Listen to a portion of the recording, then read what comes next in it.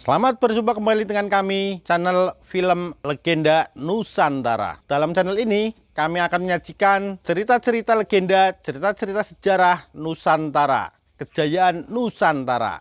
Semoga kita semua akan menyadari bahwa negara kita, Nusantara, adalah negara yang sangat luar biasa.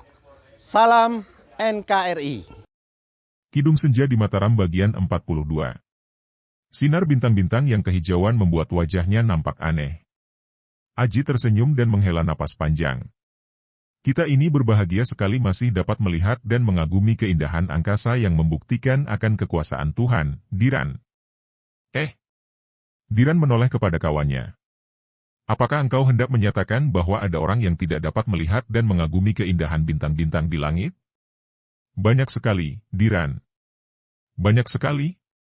Mereka sudah dipenuhi kepusingan dan kesibukan sehingga kehidupan ini hanya merupakan serangkaian kesengsaraan belaka, membuat mereka murung dan tidak lagi ingat betapa indahnya alam di sekitar mereka, betapa besarnya kekuasaan Allah Sang Maha Pencipta. Diran mengerutkan alisnya. Bagi pikirannya yang sederhana dan polos, ucapan itu terlalu tinggi dan sulit ditembus pengertiannya. Dia sudah memandang ke atas lagi. Mas Aji, adakah manusia yang dapat menghitung berapa banyaknya bintang di langit? Aji tertawa. Percuma saja bicara tentang hal-hal yang mendalam dengan kawannya ini, yang biarpun usianya sudah 18 tahun namun jalan pikirannya masih amat sederhana. Diran, dibandingkan dengan kepandaian yang maha kuasa, maka kepandaian manusia itu tidak ada artinya. Jangankan menghitung bintang di langit, baru menghitung bulu rambut yang berada di badan sendiri saja kita tidak mampu. Mungkin saja ada para cerdik pandai yang dapat menghitung bintang, namun sudah pasti jumlahnya tidak akan tepat karena banyak di antara bintang yang tidak nampak oleh mata. Pengetahuan manusia berpusat di dalam pikiran, dan kepala dengan semua isinya ini hanya alat, karenanya dapat rusak, dan dapat menjadi tumpul, dan amat terbatas.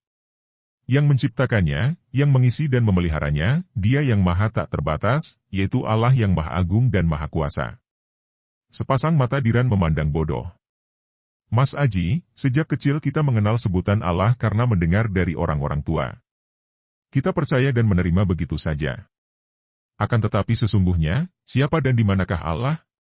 Benar adakah Allah yang maha kuasa itu?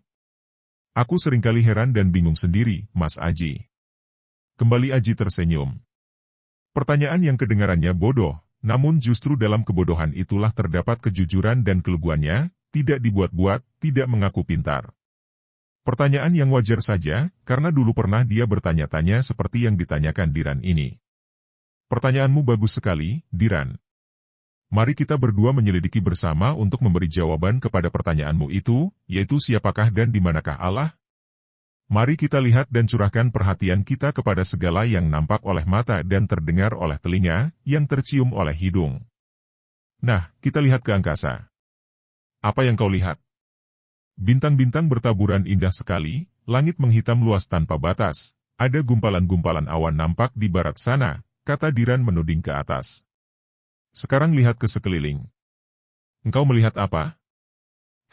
Pohon-pohon, keremangan cuaca, bangunan-bangunan, rumput, tanah, kadang kuda, juga kulihat engkau, Diran tertawa, menganggap pertanyaan itu dan jawabannya lucu. Benar sekali. Sekarang, apa yang kau dengar? Perhatikan. Diran terdiam, memperhatikan. Malam itu indah, sejuk dan sunyi. Namun, begitu diperhatikan, ternyata tidaklah sesunyi seperti yang disangka orang. Di dalam kesunyian itu terdapat suara yang bermacam-macam, suara kutu-kutu dan belalang malam, kerik-jangkrik, koak-kodok, merupakan gamelan yang berpadu indah. Aku mendengar suara jengkerik dan kodok, orong-orong dan belalang, kata Diran dengan suara heran seolah sekarang dia mendengar semua suara itu. Tentu saja suara itu setiap malam ada, hanya dia yang tidak pernah memperhatikan sehingga lewat begitu saja di telinganya. Nah, sekarang curahkan perhatianmu pada hidungmu. Apakah engkau tidak mencium ganda sesuatu? Kembali Aji berkata, suaranya lembut dan ramah. Diran mencurahkan perhatiannya dan begitu seluruh perhatian dia curahkan kepada alat penciumannya, maka dia seolah telah lupa lagi segala apa yang dilihatnya tadi dan segala yang didengarnya tadi. Dan kini cuping hidungnya berkembang kempis, menyedot-nyodot. Wah, Aku mencium bau kembang melati, harumnya mawar, bau tanah dan rumput basah, dan bau. Bau.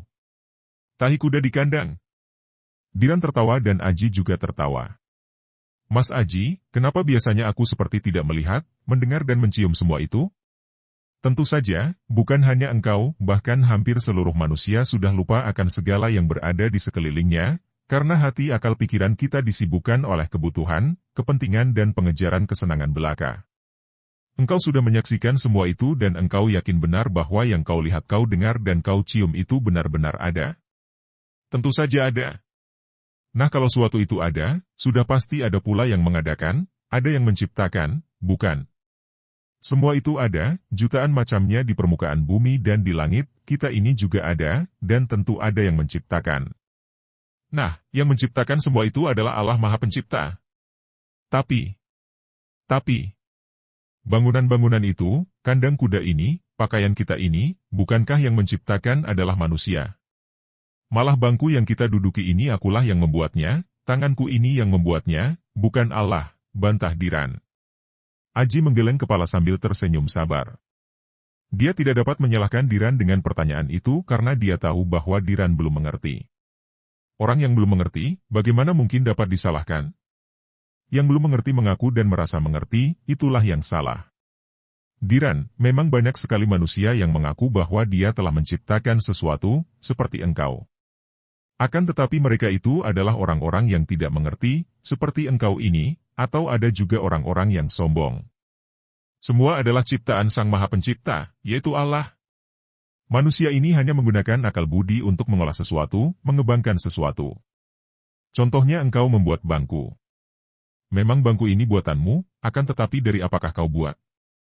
Dari kayu, berarti dari pohon. Siapa yang menciptakan pohon? Mungkin manusia hanya dapat menanam benih pohon saja, akan tetapi dia tidak mampu menciptakan benih, tanah, air, hawa udara dan panas matahari untuk menghidupkan benih itu menjadi pohon besar yang kemudian dapat kau ambil kayunya untuk dijadikan bangku. Diran menjadi bengong. Semua itu terlalu dalam dan sukar dimengerti olehnya, akan tetapi karena keterangan Aji itu sederhana dan jelas mulailah dia melihat kenyataan. Benda mati atau hidup, bergerak atau tidak bergerak, semua ada karena diciptakan Allah. Manusia hanya mampu membuat sesuatu dengan akal yang menggerakkan tubuhnya. Membuat dari sesuatu yang sudah ada, bukan mencipta. Mencipta hanya kuasa Tuhan. Manusia hanya mengaku-aku, mengaku pandai dan mengaku kuasa. Coba lihat kuku jari tanganmu. Kau tentu mengatakan bahwa kuku itu milikmu, bukan? Nah, kalau milikmu tentu engkau dapat menguasainya. Kenapa kau biarkan kukumu tumbuh panjang sehingga engkau sibuk memotongnya setiap beberapa hari sekali?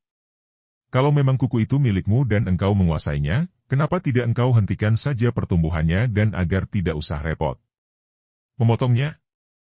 Itu merupakan bukti kecil bahwa kuku itu bukan milikmu, dan engkau sama sekali tidak menguasainya. Kuku itu hidup, bertumbuh dan tentu ada yang menumbuhkan, ada yang menguasainya, yaitu Allah. Kekuasaan Allah yang mengerjakan itu semua, bukan engkau. Demikian pula dengan rambutmu, jantungmu, seluruh bagian tubuhmu. Tidak usah mencari bukti terlalu jauh, lihat saja dirimu sendiri. Di situ kekuasaan Tuhan bekerja. Mutlak. Kenapa ada kekuasaan Tuhan dalam dirimu, engkau tidak akan hidup, jantungmu tidak akan berdetak.